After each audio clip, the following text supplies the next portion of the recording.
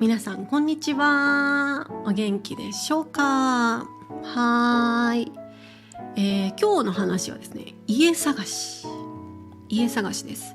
皆さんね、日本で住んでる方とか、これから日本に引っ越したいとか、いろいろあると思うんですよね。ワーキングホリデーとか留学とか、でそこでね、家探しは誰でもね、発生することだと思うんですけれども、日本の人がどんなことに気をつけてるのか、家探しで何を条件にして家探しをしてるのかということを今日はちょっと紹介したいと思います。はい。っていうのはですね、今もう私はもうすぐ帰国するので、実際に家を探してるんですね。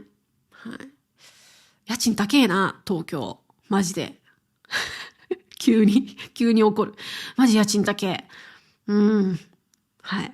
まあ、それは置いといて、でその時にね、やっぱ、日本でよく気をつけなきゃいけない家探しの条件みたいな、ことを、今日はちょっと皆さんにシェアしたいと思います。はい。まあもちろんね、これね、都心、東京みたいな大都会と、田舎の方でも全然違いますし、ファミリーの、一戸建てとか、マンションとか、アパートとか、独身とかの、全然、いろいろ関わっ、いろいろ、なんて言いたかったんだろう。いろいろ、異なってくるって言いたかったね。いろいろ異なってくるとは思います。けれども、一般的なことを今日は紹介したいと思います。まず皆さんにちょっと質問なんですけど、皆さんの国で新しい家を選びますってなった時に、どんな条件を出しますか？はい。どんな条件がありますか？はい。日本ではですね、ちょっと日本っぽいかもっていう条件ですね。まず一つ目。はい。まずね、これがね、一番大事というか、よく、挙げられる条件で、バストイレ別。バストイレ別。はい。どういうことかというと、お風呂とトイレは別々の部屋であってほしいということです。海外だとバストイレ一緒じゃんみたいな。そんなのこと気にするって思うかもしれないんですけど、日本人はマジでバストイレ別が大好きです。まず最初に言うのはバストイレ別。本当に私もそう。バストイレ一緒の部屋ってかなり狭くて一人用みたいな感じなんですけど、それでも一人暮らしでも嫌だ。バストイレ一緒。日本人にとってやっぱりお風呂って本当に大切なんですよ。で、トイレがある環境でお風呂入りたくないんですよ。まず。で、トイレのある環境でお風呂に入って、湯船にお湯とか溜めると、もう湿気でトイレとかびしょびしょになるし、なんか嫌なんですよ。もうトイレエリアがびしょびしょになることが。もうトイレはトイレで独立していてほしいみたいな。で、日本はやっぱり、高温多湿って言われて、高い温度、夏はね、高い温度と高い湿度があって、高温多湿の、シーズン、夏が存在しているので、風呂場ってすごく換気が必要なんですね。で、なんかトイレと一緒だともうなんかジメジメしててすごく嫌なの。掃除もだるいし。ということで、このバストイレ別は必ずみんなチェック入れます。はい。皆さんどうでしょうか？皆さんの部屋はバストイレ一緒ですか？別ですか？はい。次、日当たり。これを皆さんもね、気にすることかもしれないんですけど、特に東京とかだともうバンバンマンション、バンバンビルがあっていっぱい家が立ち並んでる時って、日が入るか入らないかってマジで大切なんですね。はい。日本人は日当たりは第2位だと思いますね。気にすること。で、特に日本で家を探す方、方角、なんか不動産のその家の条件に必ずね、方角が書いてあるので、どっち方面の家なのかっていう。一番日当たりがいいのは南ですね。南向きのお部屋はグッドです。比較的一日中日が入る部屋。だから洗濯物とか干しやすいし、ポカポカ暖かいし、やっぱり日が入らないと湿気とかなんかカビとかがなんか増えちゃうので、本当に南向きのお部屋はグッドですね。なんか、なんていうの、気持ち的にもやっぱ太陽を浴びるって大切なんで、あと、日本人は結構運気とかも気にするんで、占い的なね。運気がいいのが南向きの太陽が当たるところです。はい。で、その後には、左向きの部屋は朝、太陽が入ります。朝日が入る。左向きはね。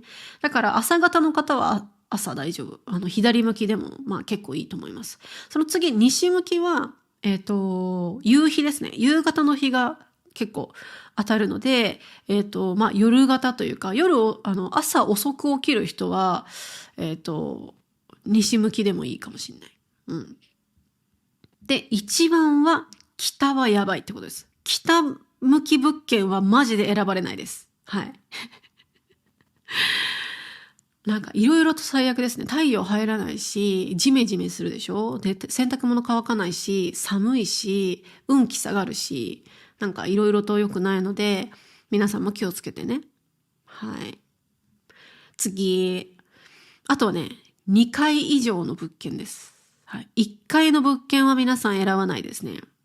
まあ一軒家だったらもちろん別なんですけど、アパートマンションになると、1階はマジでみんな避ける。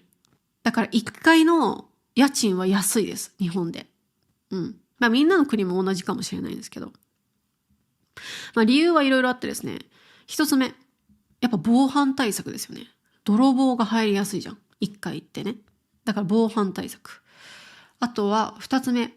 2つ目はなんか騒音。うるささね。車とかがガンガン通ったり、人がいたりするとやっぱうるさいし、まあ、あと見られるとかね。1階だと。ある。はい。2階とか3階の方がもうちょっと静かになってくるかなという部分があります。はい。あともう一つ。これは日本ならではなんですけれども。ゴキブリちゃん。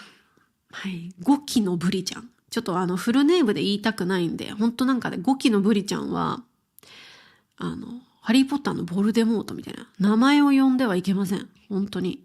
だから日本では G と呼びます。これガチで。これ本当にみんな G っていうね。名前言いたくなくて気持ち悪くて。ゴキブリという名前はもうなんか言うと結構鳥肌立つからみんな G って言うんですけど。G が圧倒的に多いのが1階ですね、やっぱり。うん。私もね、1階に1回住んだことがあるんだけど。ダジャレ ?1 階に1回住んだことがあるんだけど、G が3匹ぐらい入った。見た。うん。で、引っ越しました。はい。耐えられなくて。やだ。怖い。キモい。なので、G が一応入ってきにくいって言われてる回数は4回以上なんですけど、1回よりは2回の方がマシだよねっていうことで、1回はみんな選ばないということですね。はい。4回以上からは G の出現率が下がるんですよ。そう。まあ4回に行くまでに、まあ、他の回数に行くからね。1回、2回、3回と。うん。はい。これはちょっと日本ならではですね。あとはですね、これも日本ならではですね。気にすることは築年数です。築年数。はい。築年数っていうのはですね、その家が建てられて何年経過していますかということです。うん。新築って書いてあったら、建てたばっかりです。誰も入ってない。まだ。建ててすぐの新築物件。うん。まあ、やっぱ一番人気高いよね、新築は。新築とか、築何年、築1年、築10年、築20年とかね、言われるんですけど、なんでこれを気にするかというと、まあ単純にそのデザインが古くなるから築年数が重ねると。ね、新築の家と築30年の家だと全然雰囲気変わりますよね。デザインとか。ね。だからヨーロッパとかすると平気で築100年とかさ、存在してるんだけど。日本じゃありえません。はい。まあ理由はですね、地震があるからです、日本は。うん。だから、築年数が古ければ古いほど、ちょっと地震に対する、耐震設計っていうんだけど、地震に強いか強くないかみたいな部分が、ちょっと心配になってきますね。で、特にですね、地震のその耐震の法律っていうのが定期的に日本は変わってるんですけど、特に1981年、6月1日以降の建築は新しい、新耐震と言われている、新しい地震に、地震に強い建物が建てられている。法律が変わったから。はい。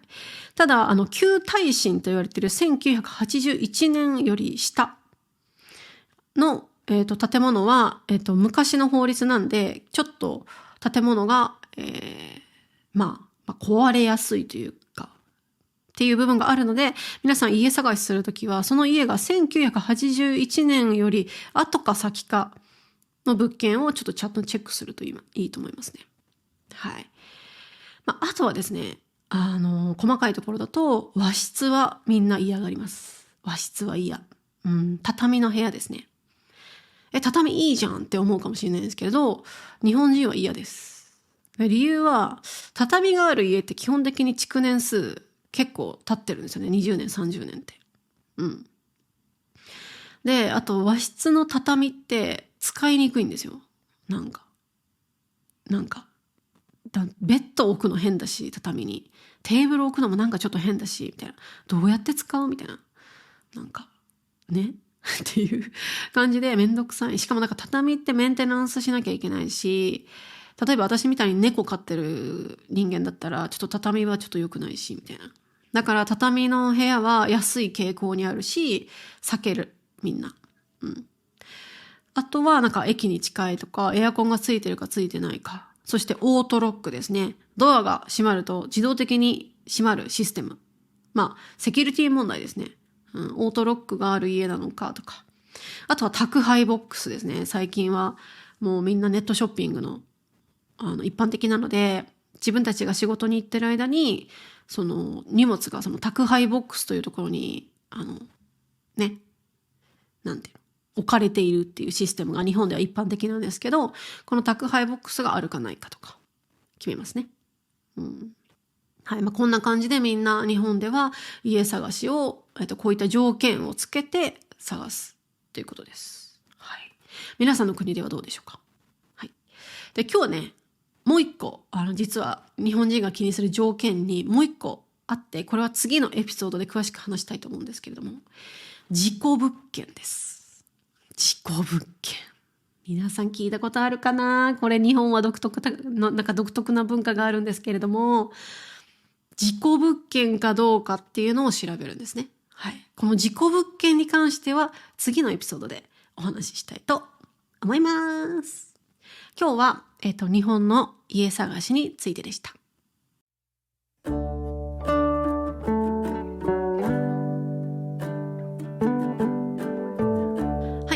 今日話した話、またウェブサイト、トランスクリプト作りますので、ウェブサイトをチェックしてください。あと、インスタグラム、YouTube、こちらのフォローもお願いいたします。そして、ゆうゆうさんとやっている、春とゆうゆうのゲームの日本語というチャンネルがあるんですけど、その YouTube チャンネルで私たちゲームやってるので、ぜひ見てね。そして、サニーサイドジャパニーズポッドキャストという、他の先生たちと、サニーサイドジャパニーズの先生たちと一緒に、対話式のね、会話のポッドキャストをやってますので、そっちもぜひチェックしてみてください。はい。あと、ペイトリオンですね。こちらのメンバーも募集しております。ペイトリオンではボーナスコンテンツゲットできますので、ぜひ、サポートお待ちしております。はい。あとですね、ちょっと日本に帰ったら本格的にやろうと思うんですけど、YouTube のメンバーシップを使ってメンバー限定で、ゲームプレイ動画をアップしたりゲームライブをしたりしようと思っています。はい。もうゲームしたくてもう我慢できないので、私もうゲームをしたものを録画してメンバー向けにアップしようと思いますのでそのメンバーになっていただけたら私のゲームビデオが見れるよという、はい、YouTube チェックしてみてください。なんかリクエストあったら言ってね、やってほしいゲームとか、なんか難しすぎるの無理、怖すぎるのは無理ですけど、はい、以上です。こんな感じで、はい、そう私は帰国に向けて今いろいろと準備してるよっていう状況ですね。まだまだ全然家探しはね始まったばかりで、多分ね実際に引っ越すのはね年明けとかになると思うんだけど、早めにね探してます。ということでまた次回、なんだっけまた忘れた。それではまた次回、さよなら。